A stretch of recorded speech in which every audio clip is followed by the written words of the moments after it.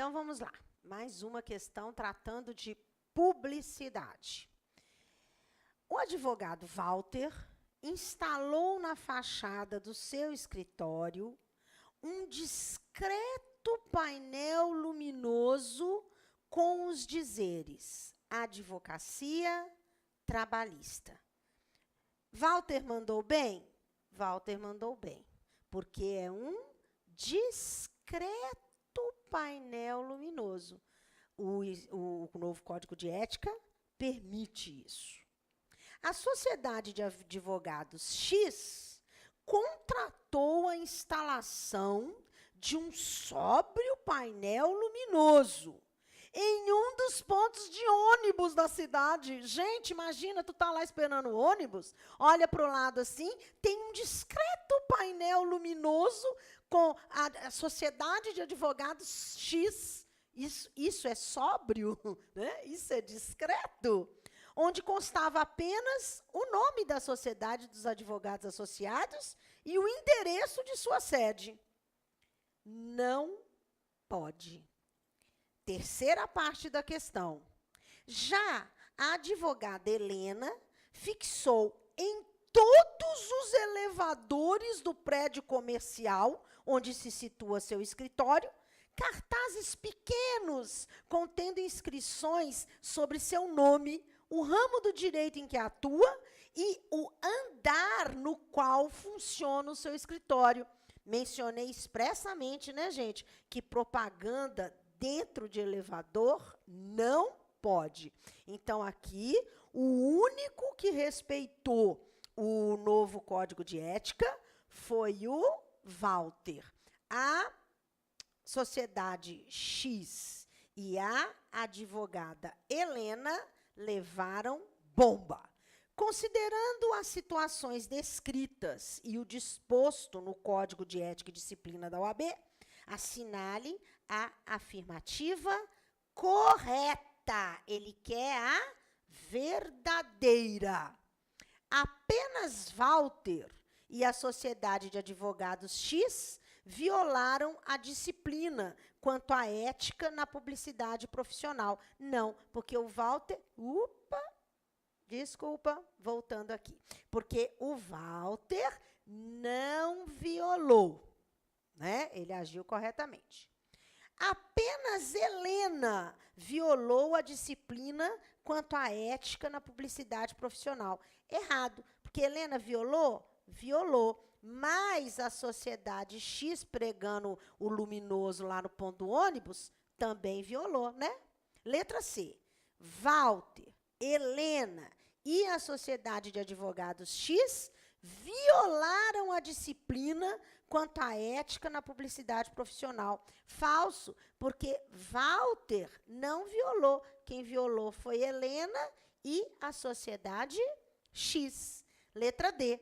Apenas a Sociedade de Advogados X e Helena violaram a disciplina quanto à ética na publicidade profissional. Correto, porque aqui não incluiu o Walter. Então, resposta certa, letra D. E você vai encontrar, né, expressamente, né, no novo Código de Ética, lá no artigo 40, inciso 2, que é proibido o uso de outdoors, painéis luminosos ou formas assemelhadas de publicidade, e no parágrafo único, que é permitida a utilização de placas, painéis luminosos e inscrições em suas fachadas, desde que respeitadas as diretrizes previstas no artigo 39. O que é a diretriz do artigo 39? Discrição e sobriedade. E luminoso só na fachada do escritório, por isso que não pode pôr lá no ponto do ônibus. Próxima questão. Das infrações e sanções disciplinares. Aqui eu vou usar um pouquinho o nosso quadro branco aqui, porque as sanções disciplinares estão lá no artigo 35 do Estatuto, que traz as punições, as sanções disciplinares.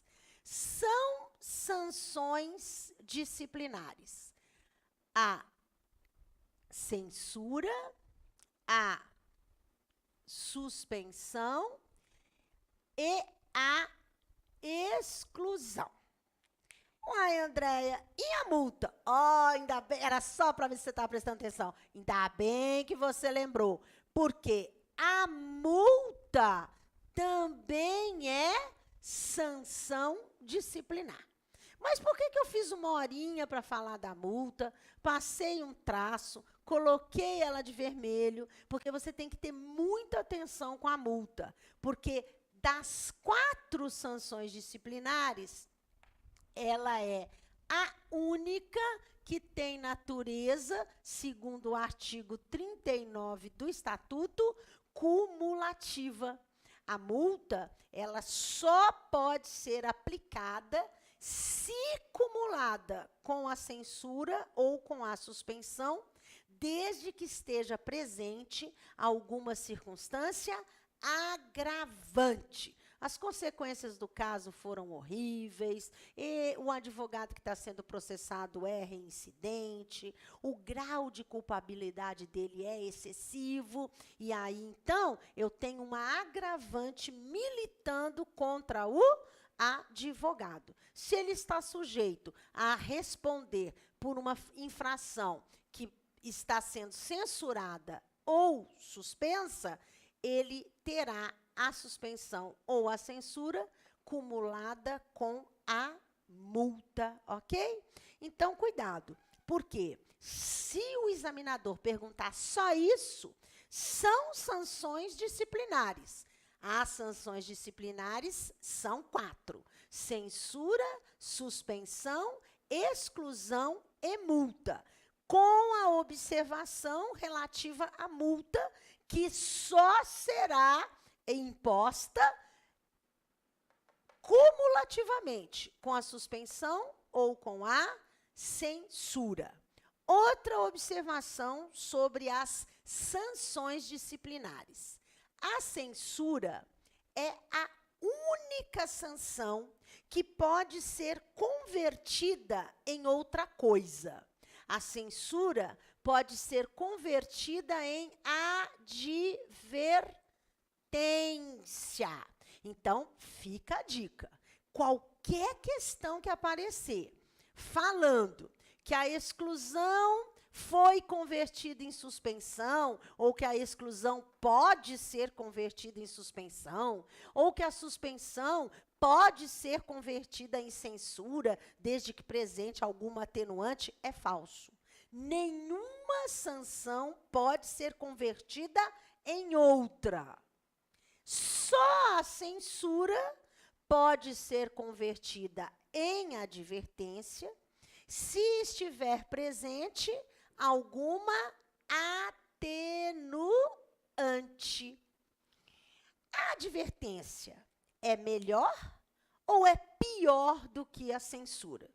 Se você proceder à leitura do artigo 35, parágrafo único, você vai ler lá a seguinte informação: todas as sanções, depois de transitadas em julgado, serão anotadas no assentamento do inscrito, não sendo objeto de publicidade a censura.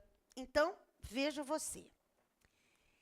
Se a única que não será tornada pública é a censura, isso quer dizer que a censura consiste numa anotação sigilosa no assentamento do inscrito. O que é assentamento do inscrito? É a pasta, é o registro do inscrito lá na OAB. Então, a censura transitou em julgado, a suspensão transitou em julgado, a exclusão transitou em julgado? A censura ou a suspensão acumulada com a multa transitou em julgado? A OAB abre a pasta do inscrito, abre o assentamento do inscrito, anota lá, né? Censurado, suspenso, excluído, com trânsito em julgado, em tanto do tanto. Fecha a pasta. Se é censura, acabou. Mas se é suspensão ou exclusão, elas têm que ser tornadas públicas. Nossa, Andréia, e pode tornar pública uma punição? Aqui, gente, não só pode, como deve. Porque lá no artigo 7º, que traz os direitos do advogado, o inciso 1, que eu acho que é o direito mais sensacional que o advogado tem, dispõe que é direito do advogado exercer a sua profissão em todo o território nacional. Então, se eu estou inscrito em Minas, se eu estou inscrito na Bahia, se eu estou inscrito no Amazonas, uma vez inscrito perante algum conselho seccional, eu posso exercer a advocacia em todo o território nacional. Ora, para todo direito existe um dever, não é verdade? Se eu, de outro giro, sou suspenso ou excluído por Minas, por Tocantins, pelo Paraná, me interessa, né? Se eu estou suspenso ou excluído por um conselho seccional, eu estou suspenso ou excluído em todo o território nacional. Porque se eu posso advogar com a minha carteira em todo o território nacional, se eu sou suspenso ou excluído por um conselho seccional, eu não posso advogar mais em todo o território nacional. E como é que o território nacional vai ficar sabendo que eu estou impedido de advogar? Tornando pública a decisão que me suspendeu ou que me excluiu, ok? Mas a censura é sigilosa. Por que mesmo que eu comecei a falar disso? Porque a censura será convertida em advertência se estiver presente alguma circunstância atenuante. As atenuantes estão lá no artigo 40 do Estatuto. Ele já ter prestado algum serviço, né, à OAB, ele não ser reincidente, ou seja, ele ser primário, né, ele ter prestado algum serviço relevante à OAB, são circunstâncias atenuantes. Ele estava sujeito a ser censurado, mas como tem uma atenuante militando a seu favor, a censura pode ser convertida em advertência. Ora, se a censura é uma anotação sigilosa no assentamento do inscrito e pode ser convertida em advertência se estiver presente uma atenuante, sendo certo que as atenuantes existem para melhorar a vida do condenado, o que é que pode ser melhor do que ter uma anotação sigilosa na sua pasta? Não ter nenhuma anotação, correto? E é isso que é a advertência. A advertência será feita em ofício reservado ao advogado, informando-lhe que ele podia estar sendo censurado, mas como existe a seu favor uma atenuante, que ele vai ser somente advertido, mantendo a pasta, mantendo a folha do advogado absolutamente limpa, ok? E mais uma dica, a advertência não é sanção. Se perguntarem para você, na prova, são sanções disciplinares e incluírem a advertência, essa opção é falsa. Por quê? Porque se o estatuto quisesse que a advertência fosse uma sanção, ele teria arrolado a advertência junto com a censura, com a suspensão, com a exclusão e com a multa no artigo 35. E a advertência não está prevista no artigo 35. Portanto, ela não é sanção disciplinar, ok? Vamos ver aí se com essas informações a gente conseguiria fazer a nossa próxima questão. São sanções disciplinares? Pergunta, né? Sobre as sanções disciplinares, marque a alternativa correta. São 4. Então, vamos lá, pegar minha canetinha aqui. São 4 as sanções disciplinares. É verdade, elas são 4. Suspensão, certo? Exclusão, certo? Multa, certo? Advertência, errado. Não é a letra A. A multa é aplicável cumulativamente à censura ou suspensão em havendo circunstâncias agravantes. Letra B. Aqui trata da suspensão e eu não vou comentar porque a gente ainda vai cuidar da suspensão, ok? E a letra D. A ausência de punição disciplinar anterior não pode ser considerada circunstância atenuante na aplicação das sanções disciplinares. Falso, porque a primariedade é expressamente mencionada no artigo 40 como uma atenuante, ok? Então, sobre as sanções disciplinares, a resposta, a letra correta é a letra B, ok?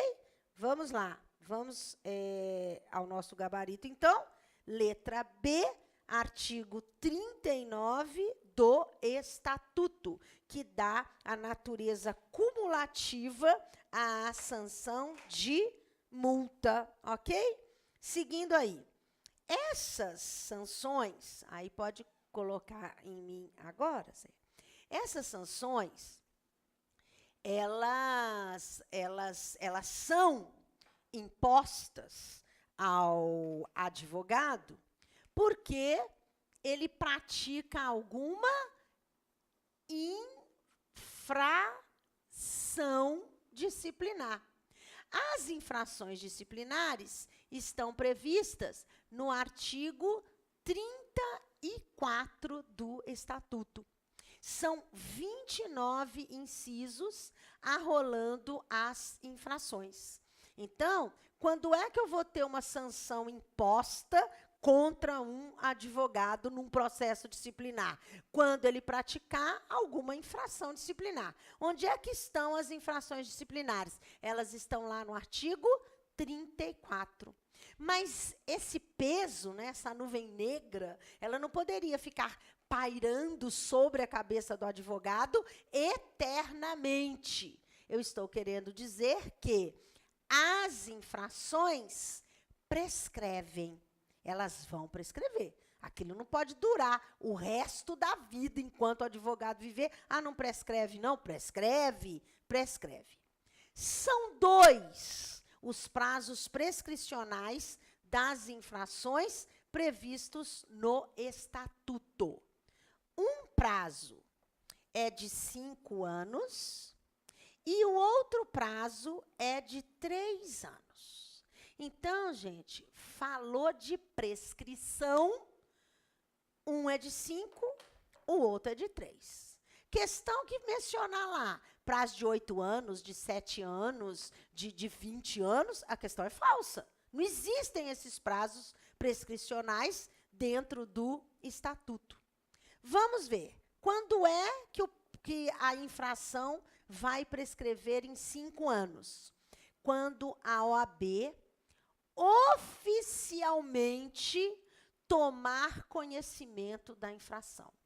Cuidado, porque a regra é que esses 5 anos, eles não sejam contados da data do fato. Aconteceu o fato, 5 anos está prescrito. Não. Esses 5 anos são contados a partir do momento que a OAB toma conhecimento oficial da ocorrência da infração.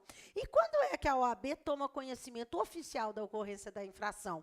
Quando alguém chega lá no protocolo da OAB e protocola uma representação contra o advogado. Aí que a OAB tem que ficar esperta, porque ela vai ter que dar cabo daquele processo disciplinar em 5 anos. Se ela não conseguir chegar ao julgamento final em 5 anos, está prescrito. Então, quando é que eu começo a contar esses 5 anos em regra? A partir do conhecimento oficial da infração pela OAB. Quando é que a OAB tem o conhecimento oficial da infração?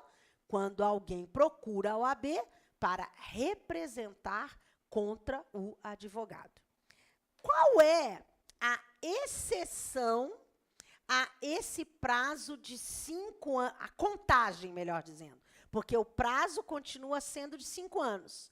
Mas, segundo o artigo 25A do Estatuto, esses 5 anos serão contados da data do fato, se a infração disciplinar for a infração prevista no artigo 34, inciso 21. Então, aqui, artigo 34, inciso 21. Qual é a infração do artigo 34, inciso 21? Eu sempre peço para você memorizar essa infração com esse gesto aqui, né? Que é o gesto de passar a mão, que é o gesto de apropriar-se de forma indevida, né?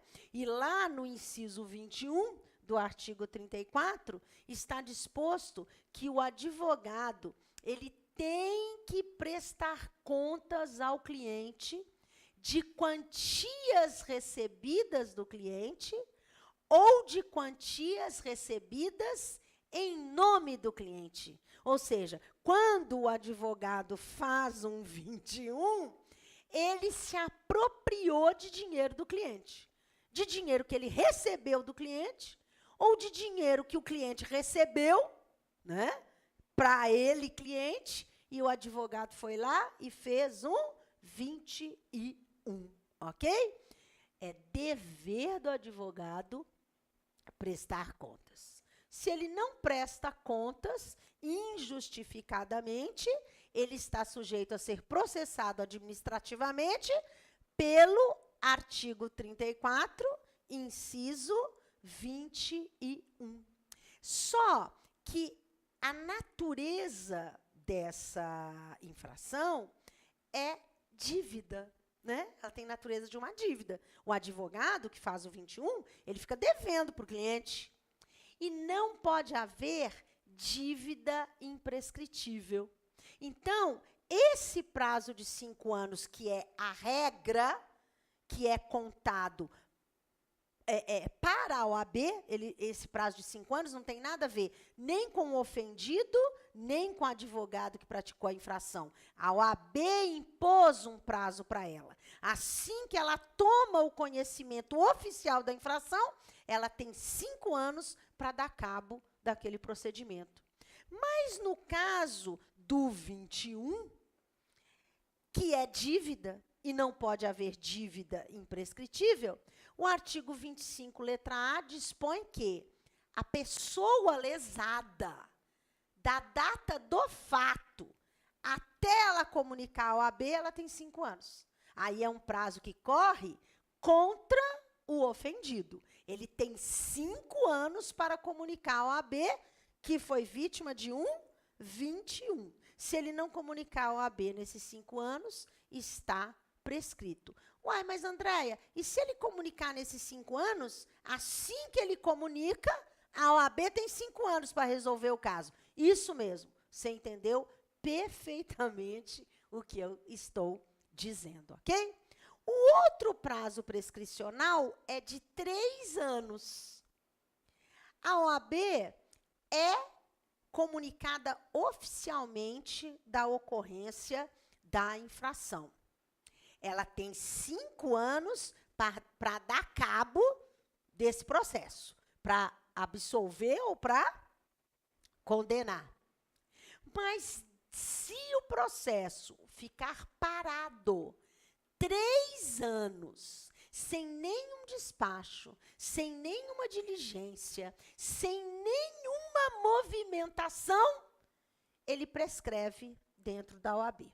E eu costumo dizer que isso vai acontecer quando alguém representa contra o advogado, né, junto à OAB, abre-se um procedimento fininho, ele cai atrás de um armário que é pregado na parede. Aí, depois de 3 anos e 1 dia, vão fazer uma reforma no cartório, puxa o armário, o processo está lá dentro, parado, sem qualquer providência tomada, há 3 anos e 1 dia. Está prescrito, ok? Esses são os 2 únicos prazos prescricionais previstos no Estatuto. Com a observação da prescrição da infração do inciso 21 do artigo 34, que também é de 5 anos, mas não é contado a partir do conhecimento oficial da infração pela OAB, mas é contado a partir da data do fato. Então, esses 5 anos aqui correm contra a vítima, porque não pode haver dívida imprescritível. Então, vamos lá proceder à leitura da questão.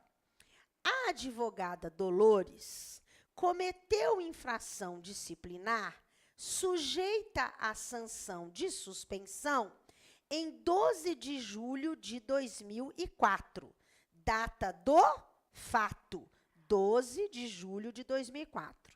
Em 13 de 7 de 2008, o fato foi oficialmente constatado, tendo sido encaminhada notícia a certo conselho seccional da OAB. Então, a partir de 2008, a OAB tinha 5 anos, não é, para dar cabo desse procedimento. Em 14 de julho de 2010, foi instaurado o processo disciplinar. Em 15 de 7 de 2012, foi aplicada definitivamente a sanção disciplinar de suspensão. Sobre o tema, assinale a afirmativa correta, que nós vamos avaliar no próximo bloco.